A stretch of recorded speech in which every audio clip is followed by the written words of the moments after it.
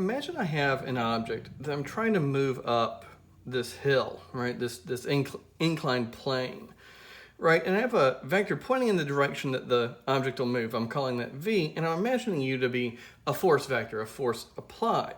And what I want to talk about is the amount of force that's actually being applied in the direction of motion, right? This component of the force vector parallel to the direction I'm going up that inclined plane. And so what I would do is form this right triangle. And I'm really looking for this vector, right? The vector that is in the direction of u, but describing the amount of force going up there. What a mathematician would call this is the projection of u onto v. The idea of a force vector and then the direction of motion, right, the direction of kind of displacement, gives us a nice visual way to think about it, but it really doesn't matter. Any two vectors would work. In fact, I drew a very short v here. I could draw v to be a very long vector and it wouldn't matter, right? Because maybe the box is just moving a little bit, maybe the box is moving a lot, and I'd still just be projecting u down by drawing this little right triangle. So whether v was this great big long vector, this is still the projection of u onto v.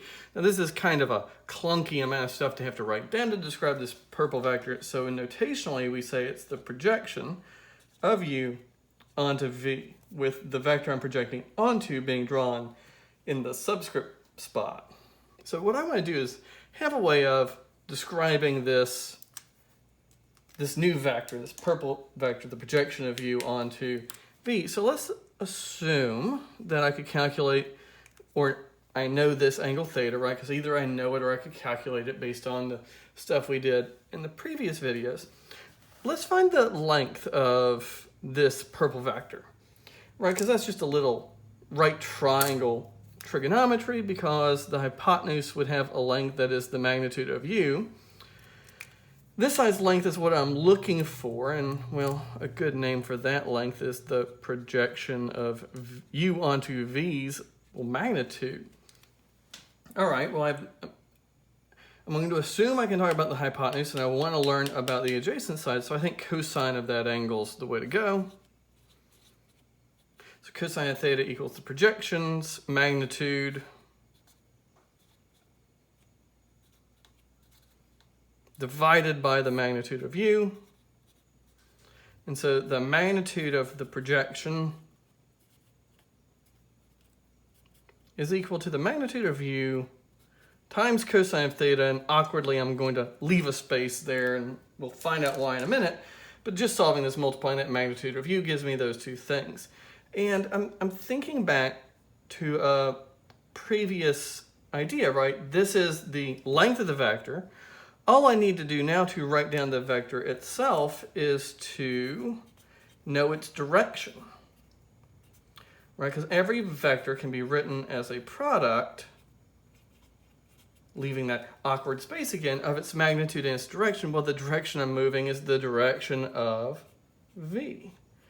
And so there's my unit vector direction of v, and so this would be a formula that would calculate the projection of u onto v, right? To actually calculate that vector.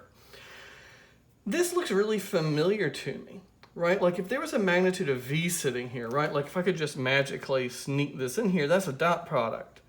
And so, well, I can't just magically multiply the top by the magnitude of v, but if I do the same thing to the top and the bottom, this is certainly a true statement, right? That I get this. So what I can do now is write down a formula for the projection of u onto v that doesn't require me to actually know that angle, right? If I do know that angle, I could use the original formula I wrote down with no problem, but the easier way to think about it, on top there I have u dot v over the magnitude of v times v over the magnitude of v. And what I like about writing it down like this is this part out here is a scalar, u dot v over the magnitude, right? Just two numbers being divided, and it's the magnitude of my projection. This is its direction. So I've written down the projection of u onto v as a product of its magnitude and its direction. We'll pretend I wrote a whole word out there, kind of ran out of room, but that's okay. But what I could do now is maybe write this formula down just a little nicer. Like if I just wanted to calculate the vector, I could write u dot v over the magnitude of v squared times the vector v. And that would give me the projection of u onto v. It would give me the vector that represents the amount of force in my example moving the object up the hill.